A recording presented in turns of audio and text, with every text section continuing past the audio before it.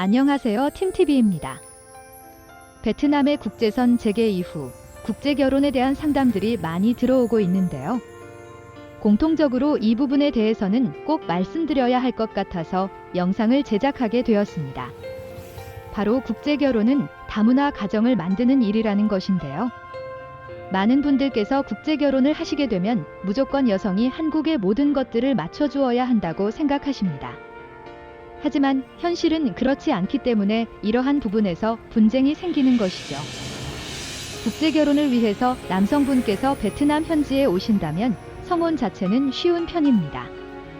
한국에서보다 젊고 예쁜 여성분들을 만나시기 때문이죠.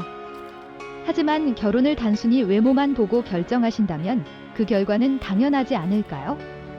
성혼 후에 베트남 여성분과 한국에서 행복하게 살기 위해서는 한국에서 사는 다문화 가정에 대한 이해가 절대적으로 필요합니다. 이 부분에 대한 이해가 없으시면 결국 여성분이 한국에서 적응하는 기간에 불화가 발생하게 되죠. 다문화 가정이란 어느 한쪽의 문화에 맞추어 사는 것이 아니라 다양한 문화가 융화되어 자신들만의 생활 방식을 찾는 과정이 필요합니다. 신부가 한국의 모든 것을 맞춰줄 수 없으며 당연히 신랑분도 베트남 여성분께 모든 것을 맞춰줄 수는 없습니다. 서로 대화를 통해서 서로에게 적당한 선을 찾아야 하는 것이죠.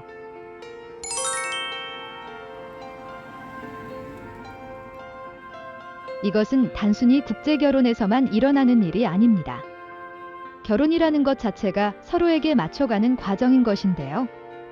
같은 한국인끼리 결혼을 한다 하더라도 한 명이 다른 사람에게 100% 맞춰준다면 그 한 명은 결국 계속 상처를 받게 되는 것입니다. 서로가 서로에게 많은 부분은 배려를 해주지만 자신이 상처받지 않는 선을 찾아야 하는 것이죠. 수학에서의 교집합을 생각하시면 편하실 것입니다. 같은 집에서 대부분 같은 생각과 패턴을 공유하지만 각자가 자신만을 위한 시간이나 공간이 필요한 것과 마찬가지죠. 국제결혼을 문의하시면서 베트남 여성이 한국에 와서 사는 것인데 당연히 한국의 모든 것을 맞춰줘야 한다는 생각을 고집하시는 분들도 계시는데요. 이런 생각은 분명히 매매혼의 개념입니다. 업체의 입장에서는 진행을 해서는 안 되는 분인 것이죠. 물론 모든 분들의 생각은 다릅니다. 틀린 것이 아니라 다른 것이죠. 신부의 선택에 있어서 외모가 최우선인 분들도 계시고 성격이 최우선인 분들도 계시죠.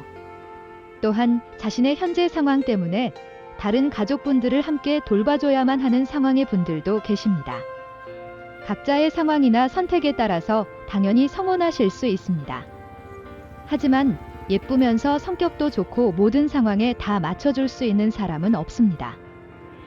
성혼 확률을 높이시기 위해서는 상대방의 조건들의 우선순위를 정하시고 몇 가지는 포기하실 수도 있어야만 성혼이 가능합니다.